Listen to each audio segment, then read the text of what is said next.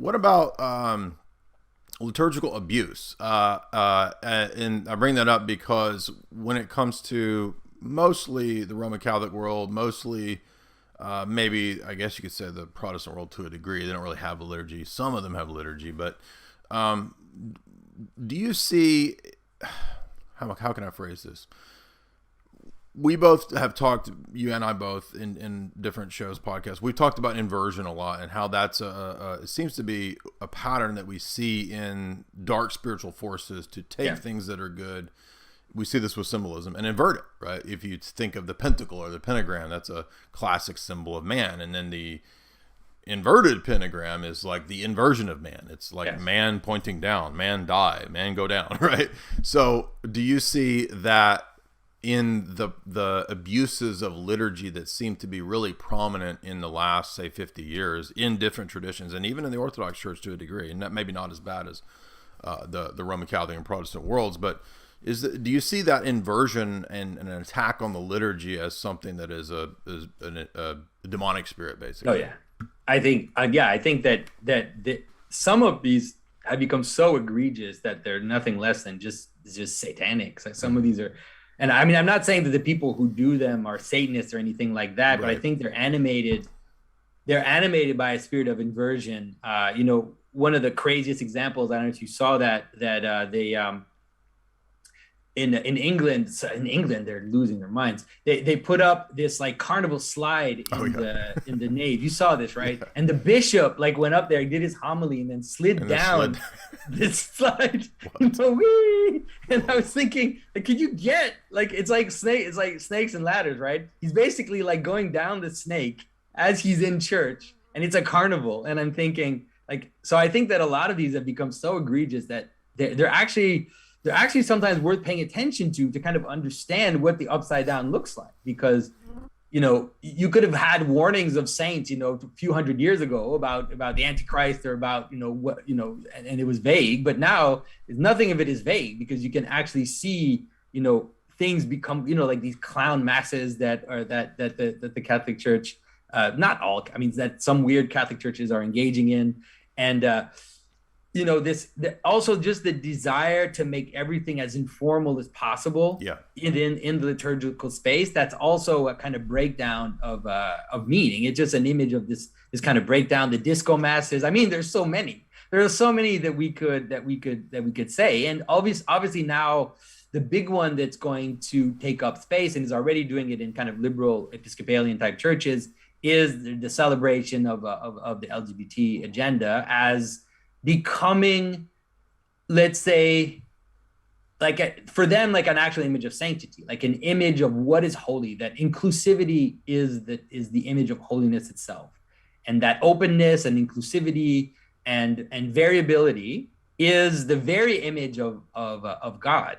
And so it ends up being really the upside down of what is true, which is that God is calling us towards transcending our idiosyncrasies and our divisions and our tribalism. Doesn't mean that those can't exist. That is right. We do exist in particulars, but that Christ is calling us to move into Him as much as possible and move beyond these idiosyncrasies. But now they're using this kind of weird inclusivity as an image of that. Like they think that inclusivity is an image, is kind of inclusivity without judgment. I don't know if have you seen the dancing frieze of saints? Have you ever seen this? I'm not sure. Oh man, you need to look at this. You have a blast. It's a church in California. It's an Episcopal. It's actually St. Gregory of Nyssa Church, which is sad. But they have a frieze of saints up in the middle of the church, and it's all these saints doing the can. They're all dancing. And there are legitimate saints in there. Let's say there's Augustine and there's St. Basil or whatever, but there's also, like Ella Fitzgerald and Harvey Milk and like John Coltrane and Albert Einstein. And so they're dancing, doing the can. And so you can really see this kind of just complete breakdown of hierarchy, this complete breakdown of meaning, what it means to be a saint, what it means to be holy. It just ends up, but it ends up looking upside down because they're actually celebrating them, right? They're actually putting them up in the church as images to look at, while you're worshiping God. It's like, man. It reminds me when I was 18 and I had just began reading the Bible at the time. I didn't really know much of anything. I was kind of getting a little bit of a sense of good and evil because I'd been just totally a wild party degenerate guy in high school. And I took a senior trip to New York, and we toured a bunch of big cathedrals and churches there. And I want to say, I don't remember, I want to say this was a Methodist church. And I didn't know anything about the Bible at the time. I just started reading like maybe the Beatitudes, the Gospel of Matthew or something. And I remember we went in this, I think it was a Methodist cathedral, and they literally had just installed a stained glass window that had the apostles riding around in a Corvette. And I was like, I'm not joking. I was like, what? And so we did, the St. John the Divine Cathedral, the big Episcopal cathedral there too. And I remember thinking how weird and kind of new agey it was. And what do you make of the weirdness? I mean, I get like the inversion in the sense of like the really satanic stuff, but I don't understand the weirdness. Like the weirdness. What's with the apostles in a Corvette? I don't get that. Yeah. Well, it really has to do with the end. It has to do with the end. I'm sorry to say. So if you kind of understand, what we talked about, the idea that I talked about the medieval manuscript, and how you have the image in the center, and then on the border you'll have the ornamentation, and then you also have idiosyncrasy and monstrosity. You'll have little monsters, little weird figures in the borders. And if you look at the first cycle, let's say in scripture, from the fall to the flood, you get that same image, right? You have this movement down the mountain, a mountain of paradise, moving out into the chaos. And then what happens is you have mixture, you have giants, you have monsters, basically. And so that's the weirdness. Weirdness is just a breakdown of meaning. And so it's a breakdown of hierarchy. It's coming to the edge of an identity, and now experimenting the idiosyncrasy of that identity. It's like, you have the central image of the garden, and then at the edge of that you have the monsters. Okay. Think of like the Pliny's map is like that, right? You have the omphalos in the middle, and then on the edge you have all these monstrous races. Creatures. Well, that's where we are. We're at the edge of the world with all the monsters coming out, and it's manifesting itself in all kinds, like something as silly as Sesame Street, where all these monsters are your friends. This idea of monstrosity as and the idea of like How to Train Your Dragon, where ultimately the dragons end up being better than us, right? All of this imagery, it's in the zeitgeist, like it's in the air, because we are at the end of something, like we're reaching the end of something. And so because of that, that's why the 70 genders and all this breakdown of identity into idiosyncrasy, that's the image. And so the weirdness it really is like this modern pulse, like this modern like a thrust to go against the meaning, and to manifest idiosyncrasy because we think it's cool, because we think it's edgy. Even think about that word, edgy. Like we're edgy, like over the edge into the abyss. That's right. And so I think that's what it is, and so that's why there's this celebration of weirdness as almost like a value in itself, and it has to do with the celebration of mixture, and it has to do with the celebration of idiosyncrasy. So well, it makes me think of like the Hieronymus Bosch paintings, right, where you've got these like weird creatures that are supposed to signify the demonic, where it's like a fish head with like a man's body and like a giant butt coming out of his chest, literally like butt monsters walking around, and Bosch was doing that to, I think, make your point, right, to signify that the closer that you get to the abyss and to the realm of the demonic, it gets into the madness, right, the madness of the demonic and the chaos, and things don't make sense. You've got talking butt creatures, to be frank. I mean, hybridity is an image of the edge, right? That's what it is. Right. It's an image where, so that's why, like, if you look at the image of St. George killing the dragon, the traditional dragon in Orthodox iconography is always a hybrid. He's always, right, he's a lizard with bird wings and with mammal feet. And so he's a category that doesn't exist. He's a breakdown of categories, right? This experience of the strange, and so that's what it is. Like when you experience something strange, when you experience something that you don't have a category for, it's going to present itself at first as a monster to you, as something which is a mixture of two categories, right? So you can imagine the first time Greeks saw a hippopotamus, right? they don't have a category for it. So they're like, oh, it's a river horse.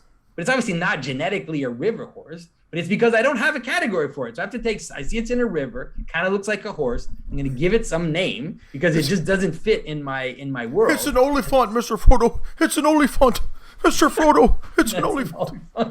So that's what's going on. And that's where we are now. Like, we are in the world, like you said, like a great, and it's upside down and it's hybrid and it's inverted. You know those images, you probably watch Monty Python and the Holy Grail, right? You know that image of like the guys blowing trumpets out of their butts? Like, that's an actual medieval image. They didn't make that up. Right. Like, those exist in medieval manuscripts, and they represent that edge, that upside down, where instead of air coming out of your mouth and being meaningful, you have air coming from accidental air coming from behind, where it's uncontrolled and it's funny and it makes noise instead of meaning. And so it's like, and so that's where we are today. We have noise, accident, and hybridity and mixture and all of these images of the edge.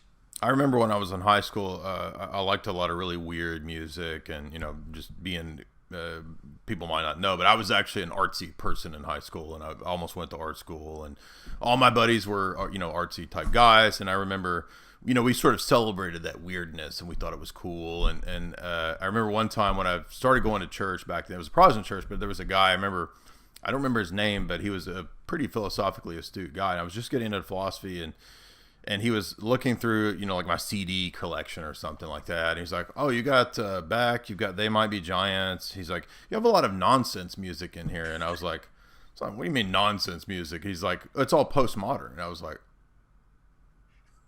what? But then I realized, the more that I learned, you know, got into philosophy later on, I thought that guy was actually right. Like, the music, and I'm not saying that it's always wrong to listen to secular music or to enjoy, you know, absurdity and comedy and that kind of stuff. But I did eventually come to realize, no, he actually had a point that in those kinds of musical trends, even though we can, to a degree, I think, appreciate them, there is the notion of the breakdown of meaning, and it is postmodern music, because most of those songs are actually intentionally absurd and meaningless. Exactly. No, you're right. A good way to understand it traditionally, like you said, it's not that it's wrong in itself. It's all about place. It's all about things being in their proper place. So traditional societies always had their carnival, right? You know, we had Mardi Gras, we had meat fair. You know, the Jews have Purim, which is even straight out of the Bible, where you have a festival where meaning breaks down, right? At Purim, for example, the Jews dress up, they wear weird costumes, and it's said that they have to drink and turn on themselves until they fall down, right? So that's a great example, like getting drunk, losing meaning, everything kind of falling down. And so you see that, and in the West, for example, they had the Feast of Fools, which was around the New Year's, where they would, you know, elect someone to, like a child, to be a bishop, or they would have a mock king, and then everybody would kind of pretend that he's the king, and they would be this upside down. They had even a crazier liturgical practice in the West in the Middle Ages, which was the Feast of the Ass.